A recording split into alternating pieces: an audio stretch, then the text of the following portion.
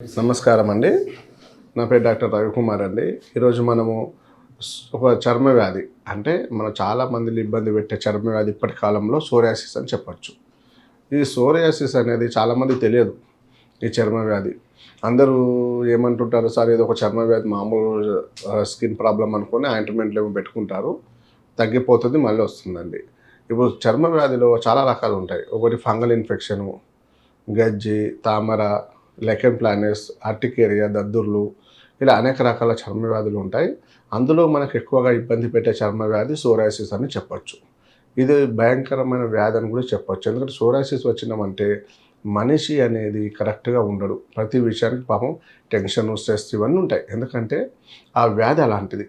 ఎందుకంటే ఆ వ్యాధి మొత్తం పొలుసులుగా ఉంటుంది. మన ఫస్ట్ తలలో డాండ్రఫ్ లాగా స్టార్ట్ అవుతుంది. మనం ఏమనుకుంటాం, తలలో డాండ్రఫ్ పడుతుంది, చుండ్రు అనుకొని నెగ్లెక్ట్ చేస్తాం. కానీ చుండ్రు కాకుండా కొంచెం పెచ్చులు మాదిరిగా, పెద్ద పెద్ద పొలుసులు మాదిరిగా ఫామ్ అవుతాయి. అట్టకట్టల్లాగా కట్టేస్తుంటాయి స్కాల్ప్లో. దాన్ని మనం సోరియాసిస్గా మనం పరిగణించాలి. అది తలలో ఉన్న సోరియాసిస్ కొంతమంది చెవి భాగంలో, అలాగే మనకు కడుపు భాగంలో, నడుము భాగంలో, అలాగే చేతులు, కాళ్ళలో ఇలా స్ప్రెడ్ అయిపోతూ ఉంటుంది. అది అంటువ్యాధి కాదండి. సోరియాసిస్ అనేది అంటువ్యాధి కాదు. మిగతా వాళ్ళకు అది తాకడం వల్ల స్ప్రెడ్ అవ్వదు.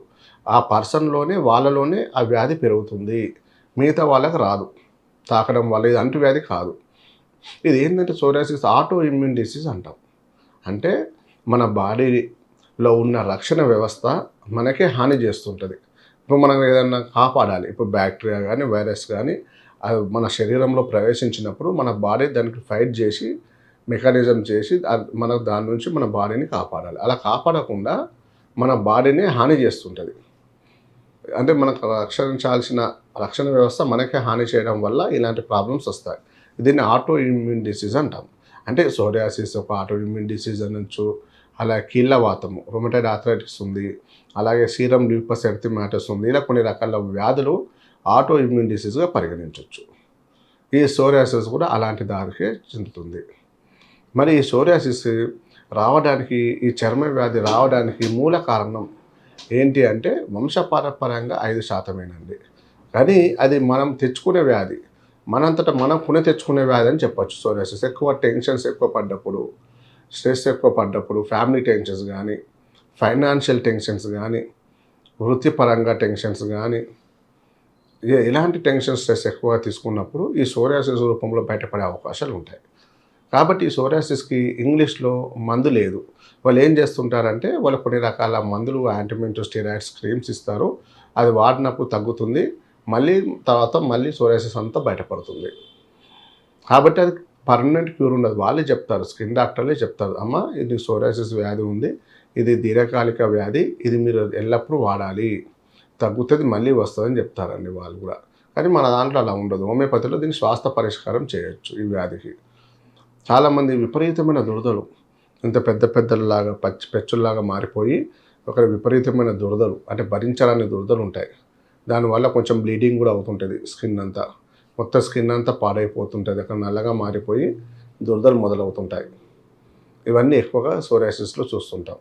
మరి సోరియాసిస్లో ఇంకో రకాలు ఉంటాయి. అరిచేతులు, అరికాళ్ళలోకి వచ్చిన సోరియాసిస్ మళ్ళీ వేరేనండి. ఇప్పుడు అరిచేతులు ఉన్నాయనుకోండి, పాల్మార్ సోరియాసిస్ అంటాం. అరికాళ్ళలో ఉంటే ప్లాంటార్ సోరియాసిస్ అంటాం. ఈ పాల్మార్ సోరియాసిస్ అరిచేతిలో కూడా చాలామందికి చూస్తుంటాం. లేడీస్లలో ఎక్కువ మందిలో చూస్తుంటాం. వాళ్ళలో క్రాక్స్ ఉంటాయి, చిన్న చిన్న అరిచేతుల్లో క్రాక్స్ లాగా మారిపోయి అక్కడ విపరీతమైన దురద, వాళ్ళు డైలీ దువ్వెనతోటి కూడా దురద ఇలా రాయడం చూస్తుంటాం మనం. అంత దురద ఉంటుంది వాళ్ళకు. అక్కడ బ్లీడింగ్ కూడా, క్రాక్స్ ఎక్కువ పగిలినట్టు అయిపోయి బ్లడ్ కూడా వస్తుంటాయి లైట్గా ఈ పాల్మార్ సోరియాసిస్లో. కాబట్టి వాటికి మనం ఎన్ని క్రీమ్స్ వాడండి, స్టెరాయిడ్స్ క్రీమ్స్ పెట్టండి, అప్పుడు తగ్గుతుంది, మళ్ళీ స్టార్ట్ అవుతుంది. మనం ఏం చేస్తామంటే మన హోమియోపతి మందులో వాడినప్పుడు క్రీమ్స్ ఏం వద్దంటాం. వాళ్ళు కొబ్బరి నూనె వాడాలి, పారాషూట్ ఆయిల్, ఓన్లీ కొబ్బరి నూనె అప్లై చేయమంటాం. అలాగే వ్యాజిలైన్, వైట్ పెట్రోలియం జెల్ ఒకటి పెట్టండి, సరిపోతాయి. ఇవి రెండు పెట్టడం వల్ల మన స్కిన్ కొంచెం స్మూత్గా, డ్రై కాకుండా ఉంటుంది.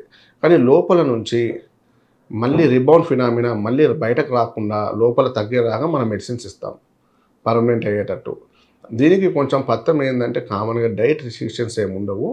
కామన్ డైట్, ఎక్కువ నాన్ వెజ్ అవాయిడ్ చేయమంటాం, గోంగూర తగ్గించమంటాం, వేడి పదార్థాలు మన శరీరానికి హీట్ అయ్యే పదార్థాలను మనం తగ్గించమంటాం. అది తగ్గించుకుంటూ మన హోమియోపతి సపోర్ట్ తీసుకుంటే ఈ సోరియాసిస్ 10 సంవత్సరాలు కానీ 15 సంవత్సరాల నుంచి బాధపడిన వాళ్ళు మన కంప్లీట్ మన మందులతో క్యూర్ చేయొచ్చు. నమస్కారం.